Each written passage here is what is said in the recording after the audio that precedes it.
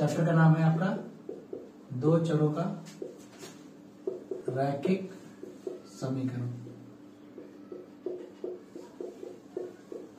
Linear equation in two variable.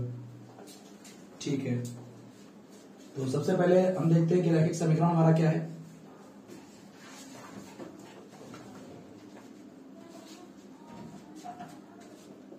रैखिक समीकरण क्या है? तो जो समीकरण हमारा ax plus b y plus c equal to 0 की फॉर्म में लिखा जाएगा उसको हम लोग क्या बोलेंगे? रैखिक समीकरण। अब यहाँ पर जो तुम्हारे ए बी सी क्या है, ये एक नंबर है, और एक्स वाई क्या है तुम्हारे, क्या है? वेरिएबल है। पहले दिन सिखाया था ना हमने।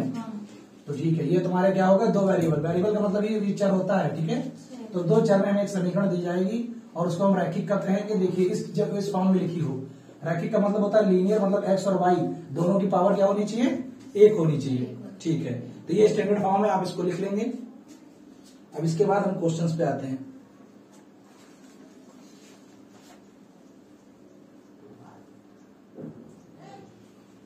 हमें एग्जाम्पल दिया गया है और कहा गया है कि कुछ समीकरण दिए गए हैं। जैसे पहला समीकरण है हमारा x इक्वल टू -5, दूसरा है हमारा y इक्वल टू 2 और तीसरा है हमारा 2x इक्वल टू 3। कह रहा है इसको कि आप दो वेरिएबल में लिखो। ये हमारे तीन क्वेश्चन दिए हुए हैं और ये तीनों क्वेश्चन किसमें हुए हैं? देखो, क्या यहाँ दो वेरिएबल दिख रहे हैं? किसी को नहीं दिख रहे हैं। ठीक है, क्या क्या दिख रहा है? केवल एक वेरिएबल। भाई यहाँ भी एक वेरिएबल, यहाँ भी एक वेरिएबल, यहाँ भी एक वेरिएबल, लेकिन हमें इक्वेशन किसमें बनानी है? दो वेरिएबल में। तो कैसे इसको बनाएं? तो आपको इसको इस फॉर्म में लिखना है। इस फॉर्म में कैसे लिखा जाए? तो देखो, एक्स वाला तो टर्म है, कौन सा टर्म यहाँ पर नहीं है? वाई का। तो यहाँ पर वैसे इसको लिख सकते हैं, एक्स को एक्स रहने दीजिए और वाई को 0 के साथ वाई लिख दीजिए। ठीक है, 0 के साथ कोई चीज लिखने का मतलब होता है 0 गायब हो जाएगी, कोई मतलब नहीं रहेगा।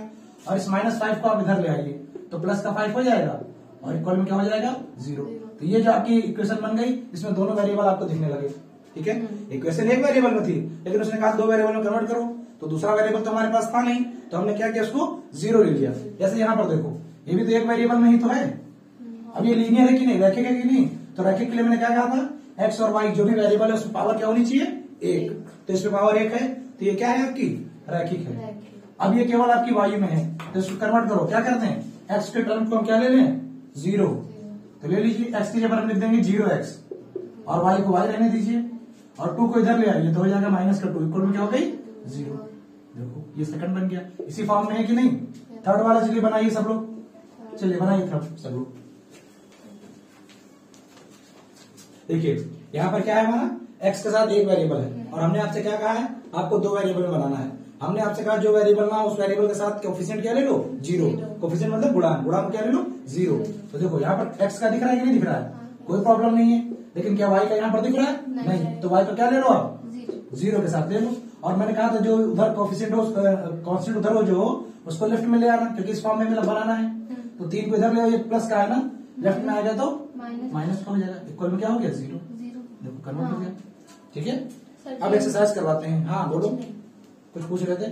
इतना बना लिए थे। चलिए ठीक है,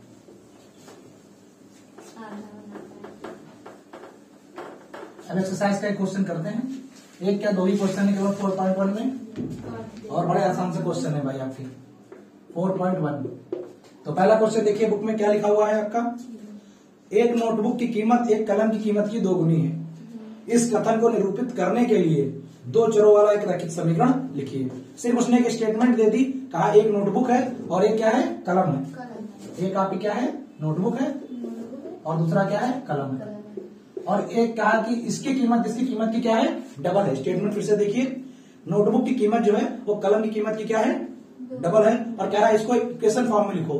तो अगर हम नोटबुक को x मान लें, x रुपए की मान लीजिए, और कलम को y रुपए की, तो जो हमें प्रश्नानुसार मतलब जो हमें कंडीशन दिया है, प्रश्नानुसार मतलब कंडीशन के अकॉर्डिंग, क्या कहा उसने कि जो नोटबुक है वो कलम की क्या है? डबल है।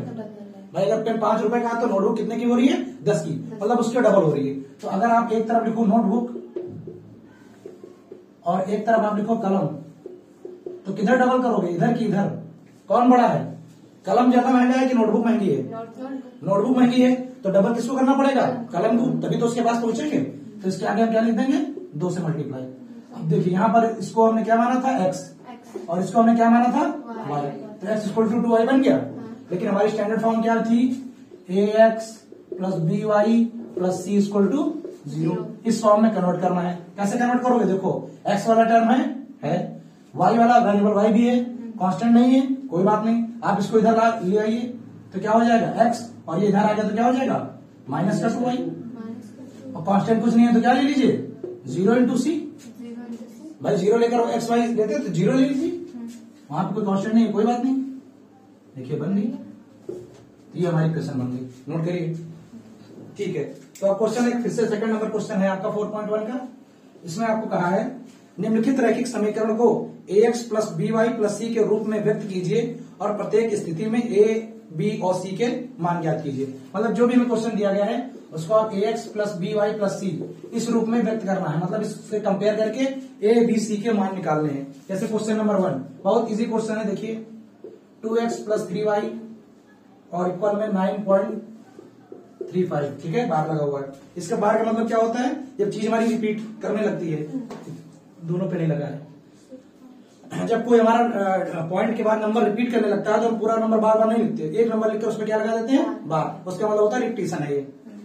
ठीक है, अब क्या करिए, इसको इससे कंपेयर करना है तो देखो x वाला है, ठीक है, x के साथ कोफिशिएंट है, y वेरिएबल है कांस्टेंट भी है लेकिन उस तरफ है, तो हम उसको पहले अपनी साइड लाएंगे, साइन चेंज हो जाएगा, तो ये क्या हो जाएगा 2x प्लस 3y, और इसको इधर लाइए तो माइनस का 9.35 इक्वल में क्या हो गया 0। अब आप क्या लिखेंगे ax, इसको इक्वेशन नंबर 1 मान लेंगे, ठीक है। अब देखिए कलर चेंज हो रहा है इसका, ax plus b y plus c से तुलना करने पर कंपेयर कर लेंगे, ठीक है, तुलना करने पर जैसे आप कंपेयर करेंगे तो x को देखिए, x का कोएफिशिएंट यहाँ पे कितना है 2 और यहाँ पर कितना होता है 1, तो a का मान कितना हो गया 2।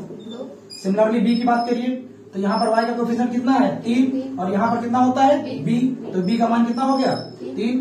इसी तरह जो नंबर वाले की बात करिए तो यहाँ कांस्टेंट क्या है प्लस का c और यहाँ पर कांस्टेंट क्या है माइनस का 9.35, 5 पे बार लगा हुआ था, ठीक है, तो यहाँ से c की वैल्यू कितनी आ गई माइनस का 9.35। इस तरह निकालना है। तो आपसे उसने क्वेश्चन में क्या कहा कि भाई पहले आप कंपेयर करो और फिर ए बी सी के मान निकालो, ठीक है, हो गया क्वेश्चन, नोट कर लीजिए। इसी तरह एक और क्वेश्चन है, क्वेश्चन नंबर सेकंड सेम है, थर्ड लिख लेते हैं और थर्ड आप लोग करेंगे माइनस का 2x प्लस का 3y और इक्वल में 6 है, ठीक है। कह रहा है इसको पहले आप इस तरह इस फॉर्म में कन्वर्ट करो और कन्वर्ट करके ए और बी सी के मान निकालो। चलो 2 मिनट का समय लो और करो जल्दी से। तो सबसे पहले क्या करेंगे हम लोग, देखिए इस 6 को इधर लेकर आइए, तो 2x प्लस 3y और माइनस 6 इक्वल टू 0। अब ये इक्वेशन को हम किससे कंपेयर कर देंगे, अपनी ax plus by plus c equal to 0 इससे कंपेयर कर देंगे। बताइए a का मान कितना दिख रहा है माइनस का 2, यहाँ पर कोफिशिएंट क्या है माइनस का 2, y का मान कितना दिख रहा है, सॉरी b का मान कितना दिख रहा है 3 और c का मान कितना दिख रहा है 6। गलत, प्लस में होता है ना, यहाँ पर क्या है तो c का मान कितना हो गया माइनस 6। हमें सारे साइन यहाँ पर प्लस में थे, अगर यहाँ पर कोई माइनस में है तो उसको माइनस के साथ लेना पड़ेगा, ठीक है, हो गया और क्या, ठीक है। तो यहाँ पर आपका ये 4.1 चैप्टर कंप्लीट हुआ।